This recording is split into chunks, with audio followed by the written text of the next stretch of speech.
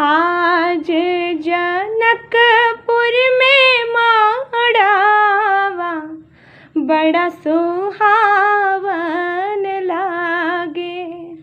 आज जनकपुर में माड़ावा बड़ा सुहावन लागे। सीता के चढ़ेला हरा दिया मन भावन लागे। सीता के चढ़ेला हरा दिया बड़ा मन भावन लागे। कहवा के पियर माटी कहाँ के कुदार हो। कहवा के पियर माटी कहाँ के कुदार हो।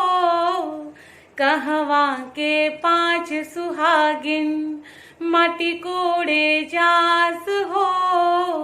कहवा के 5 सुहागिन माटी कोड़े जास हो।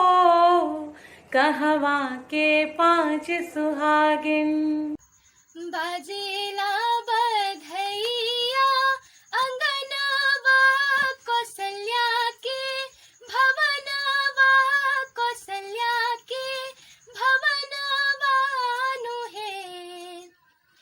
बाजेला बधैया अंगनवा कौशल्या के भवनवा।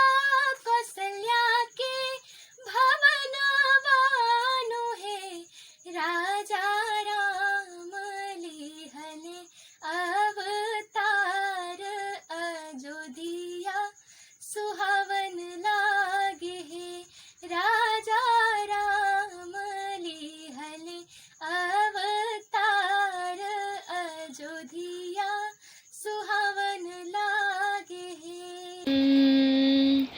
बाबा बाबा पुकारे ले बाबा नाही बोले ले हो।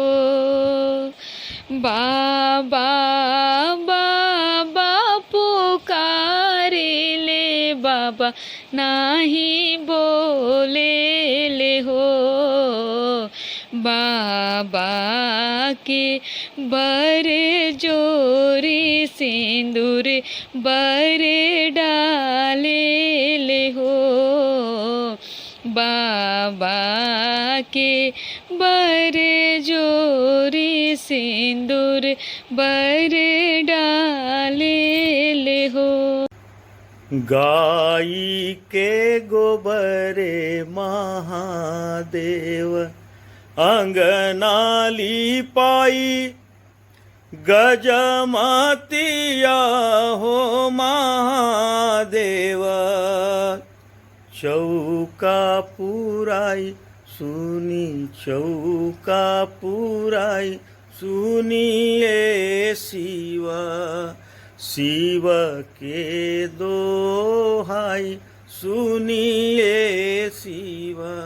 तो यही हम लोग की परंपरा है, यही हम लोग की लोक संस्कृति है और इसी लोक परंपरा और लोक संस्कृति को लेकर हम आ रहे हैं अगले शनिवार और रविवार को शाम 4 बजे अचीवर्स जंक्शन पर। तो आप देखना न भूलिएगा। अपनी भारतीय लोक परंपरा, अपनी भारतीय संस्कृति के साथ आप जुड़े सभी। अगले शनिवार और रविवार को शाम 4 बजे अचीवर्स जंक्शन पर।